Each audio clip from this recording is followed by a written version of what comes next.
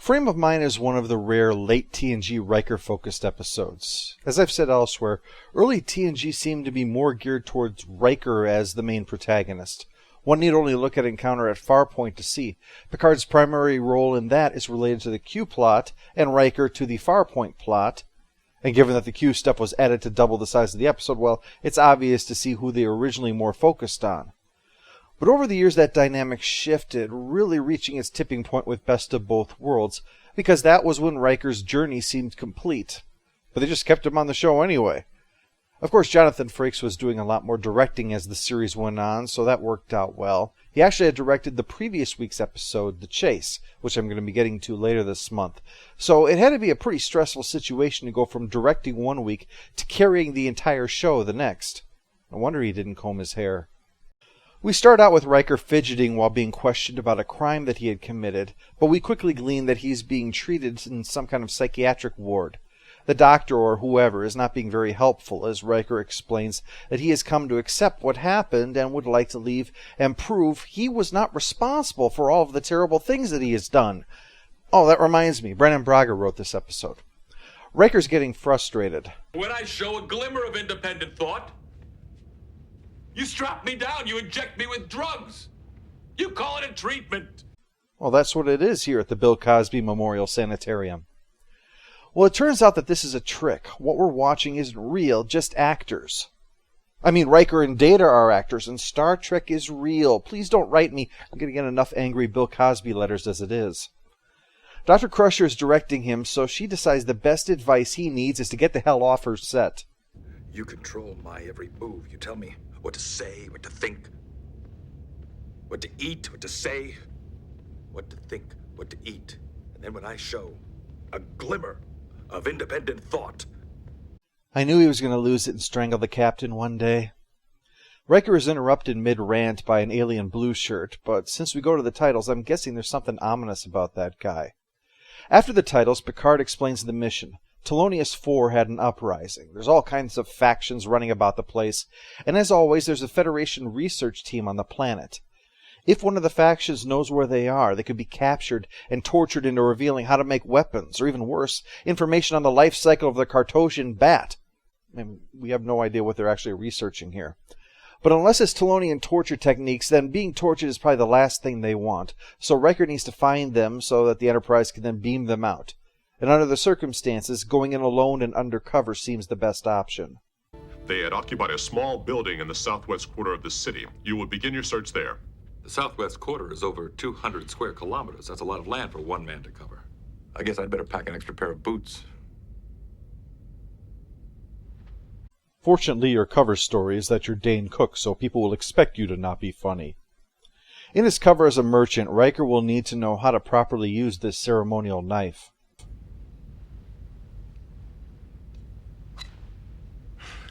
I don't think I'm going to get a lot of repeat customers if I do that, Worf. Dr. Crusher heals it, but oddly enough it starts hurting immediately afterwards. Leave a clamp in there or something? Before they can even think about that, though, Geordi rushes in with a poor gold shirt. His plasma torch exploded in his hands, but he glares at Riker, who just slowly backs out of the room. It was as if he was blaming me for something. Well, you did take the flow control regulator off it for your trombone. Yeah, and it didn't even work. The trombone's ready to explode now. We've got to find some rube to dump that on. He says that lately he's felt like people are watching him, ever since he started working on the play Frame of Mind. Sometimes it's healthy to explore the darker side of the psyche. Don't be afraid of your darker side. Have fun with it. I suppose I could. Your counseling advice has never led anyone astray. Time to go torture a cat. So the next day Riker gives his performance, thankfully not repeating the intro, which was appropriately subdued. This time Riker has taken it up to full Shatner level. Wow. At the end of the episode he's going to strike the set, but I don't think it's going to be that hard because he's already chewed it up real good. I didn't kill that man! And that's what's driving you crazy. And yet Riker still gets a standing ovation. But then it's obvious none of them want to perform, so they're just grateful that someone else puts up with Beverly's need to run a theater. But after the bows, Riker suddenly finds himself inside the ward, not on the Enterprise, with an alien now in Data's place. or else one of Beverly's people really outdid themselves on the makeup. Braga had originally thrown this story idea out as simply, Riker wakes up in an alien insane asylum with no memory of how he got there. There was some reluctance to do this, but when another story fell through, they had a brief window to come up with something, and obviously it worked out well enough to be turned into this episode. Riker wants to know what the hell's going on, naturally, except suddenly he forgets what his name is, and he slowly remembers that they had contacted Starfleet and asked them point blank, do you have a William Riker? No? He'd be a sort of a tall, douchey-looking guy. Smells like avocados and pineal gland squeezings. They said there was no one fitting his name or description in Starfleet. Dr. Cyrus, that's his name, explains that the pain on the side of his head was actually from an escape attempt. He struggled, hit his head. The knife was just a way of incorporating the pain into his delusion about the Enterprise. But it seems like he might be coming out of it now. If only Archer would. He's allowed out into the common area with some of the other patients, where it should be noted that none of them are human-looking. They all have the same forehead things, and Riker does not. We know it because Riker looked into a mirror and his normal human face was staring back. All I know is that it is hilarious that Riker is sitting down in an insane asylum opposite of the Borg Queen. Their group therapy sessions have got to be filled with more snide asides than a drunk, jealous bridesmaid. Of course, she's actually just a real patient here, deluded into thinking that she's a Starfleet officer. Even tries to hail Starfleet through a spoon, which lets Riker down. Obviously, she's just crazy. Spoons are for tuning the dilithium crystals, everyone knows that.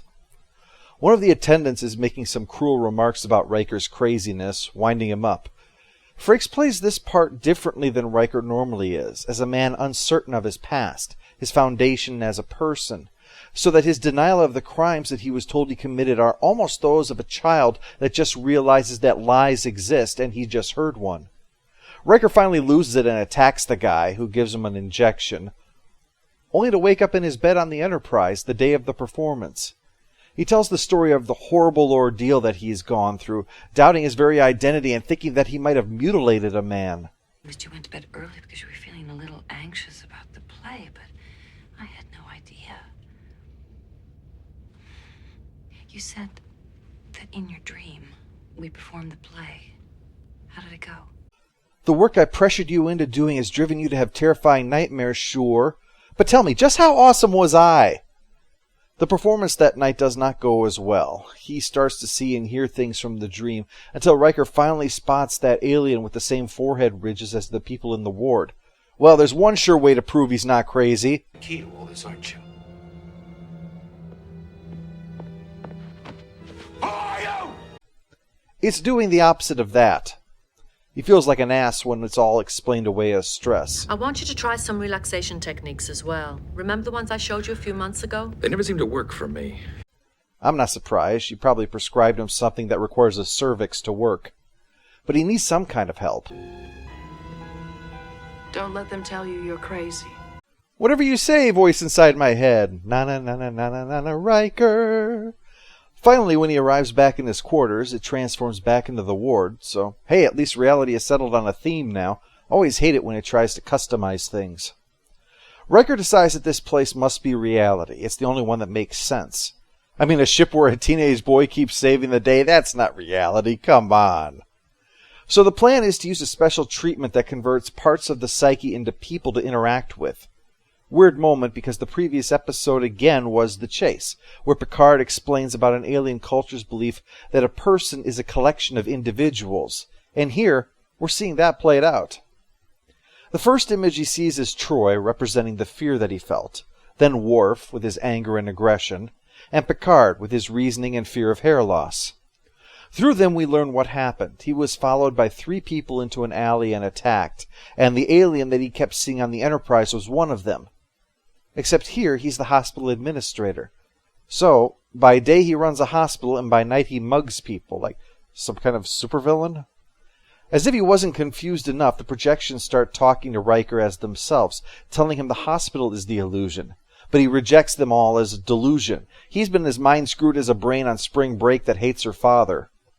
Same thing happens later when Dr. Crusher shows up in the common area, posing as a health official to make contact and ready Riker's rescue.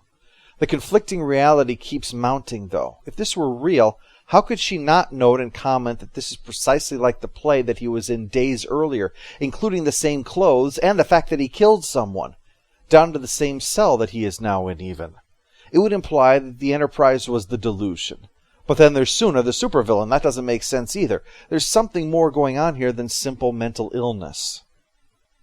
That night, Data and Worf slip in and drag him from his cell while he protests, actually working to get them captured as well. But Data disarms the one and Worf beats up the giant alien. Okay, I think we could definitely agree that this world has to be the illusion if that happens.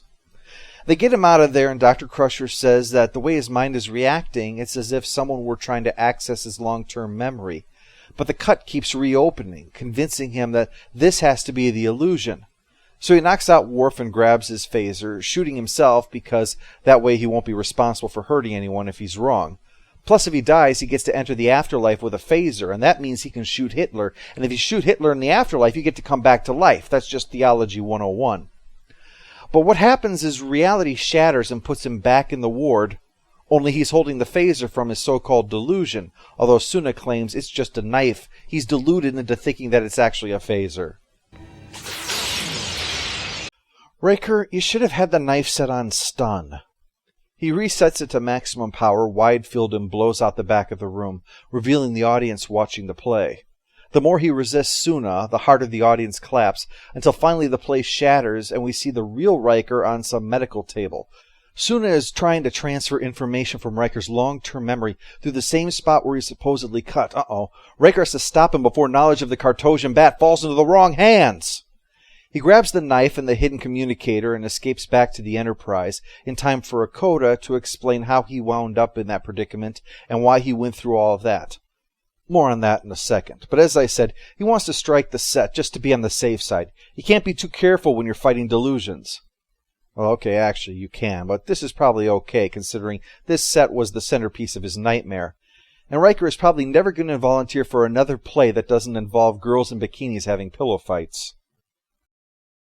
Post-episode follow-up, annoying character is Dr. Crusher. Ed Wood wasn't half as obsessed as she was to be a director. Final score for Frame of Mind is 8 out of 10. It's a wonderfully labyrinthine story. There's some resentment of it because of the ending, perceived as being a cheat. It was all just a dream, which can ruin a good story. I mean, one in Enterprise is particularly egregious. But that's not what this is. This is a battle on a mental plane. Riker's means of resisting an attack on his mind is by contextualizing it in terms of his recent experiences and concerns. It's not a dream. It's both a means of defense and an advancement towards freedom from the drug-induced state that he has been in, towards some kind of coherence. Farscape would use this to equally great effect.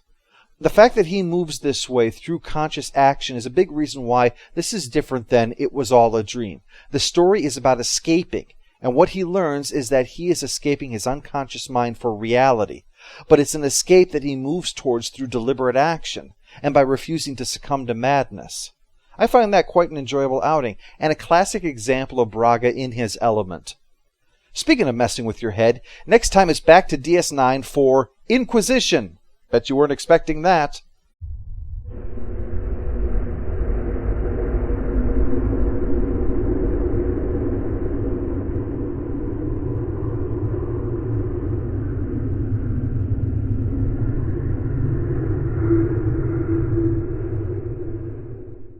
All hail the Overlord! All hail the Overlord!